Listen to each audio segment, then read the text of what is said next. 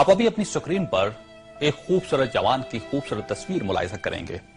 یہ شخص 3 ماہ پہلے تک دنیا کے امیر اور بااثر ترین لوگوں میں شمار ہوتا تھا۔ یہ دنیا میں تیل کی دولت سے مالا مال تیسرے بڑے ملک لیبیا کی دوسری طاقتور ترین شخصیت تھا۔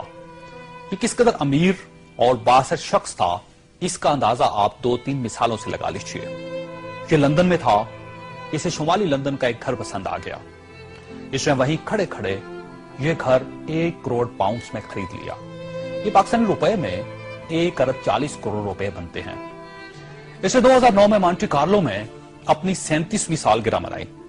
یہ دنیا کی مہنگی ترین سالگرہ تھی، جس میں روس کے المونیم ٹائکون اولیگ ڈیریپاسکا، سونے کی کانوں کے مالک پیٹر منک اور مناکو کے شہزادے البرٹ سمیت دنیا بھر کی مشہور شخصیات نے شرکت کی۔ یہ پینٹنگ خریدنے کا شوقین تھا۔ اس کے پاس اربوں ڈالر کے شاہپارے تھے اور یہ تمام شاہپارے اس کے محلات میں لگے تھے۔ اسے 2006 میں اسرائیلی اداکارہ اورلی بینسمین اچھی لگ گئی تو اس نے اس کے گرد دولت کے انبار لگا دیے۔ چنانچہ یہ اس کی گرل فرینڈ بن گئی اور یہ دنیا کی مہنگی ترین گرل فرینڈ تھی۔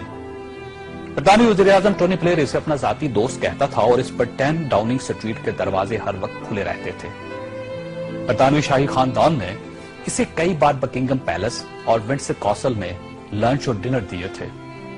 یہ لندن اور پیرس میں پلے بوائے کی زندگی گزارتا تھا اور اسے دنیا جہان کے قانون توڑ کر بہت خوشی ہوتی تھی۔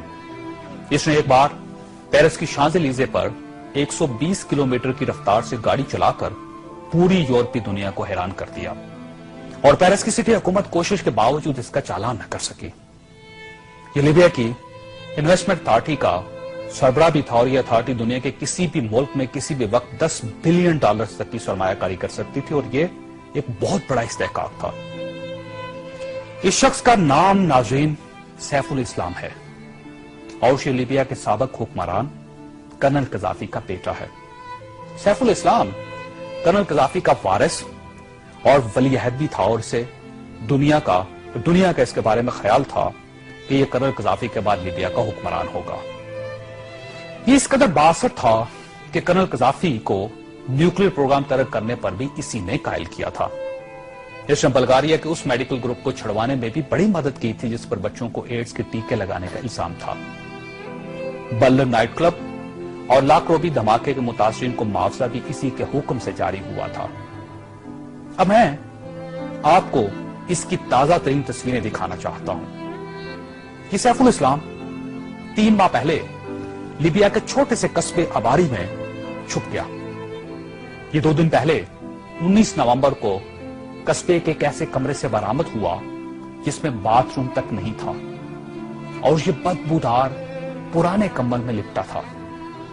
اس کی انگلیوں پر پلستر چڑھا ہوا تھا اور یہ پلستر بھی اس نے خود چڑھایا تھا کیونکہ اسے ڈاکٹر تک کی سہولت حاصل نہیں تھی۔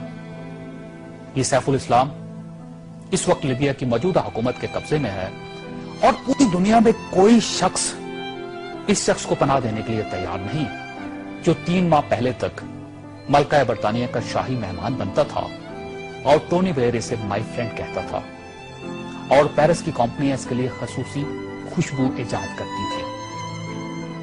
یہ ہے سوال اور یہ تصویر دنیا کے ان تمام حکمرانوں اور ان کے خاندانوں کے لیے عبرت کا سبق ہے جو اقتدار کو سب کچھ سمجھ لیتے ہیں اور جو اس زوم میں مبتلا ہو جاتے ہیں کہ ان کے اقتدار کا درخت ہمیشہ سبز رہے گا۔ یہ تصویر دنیا بھر کے حکمرانوں سے چیخ چیخ کر کہہ رہی ہے کہ جو حکمران عوام کا اعتماد کھو دیتے ہیں ان کا یہ انجام ہوتا ہے۔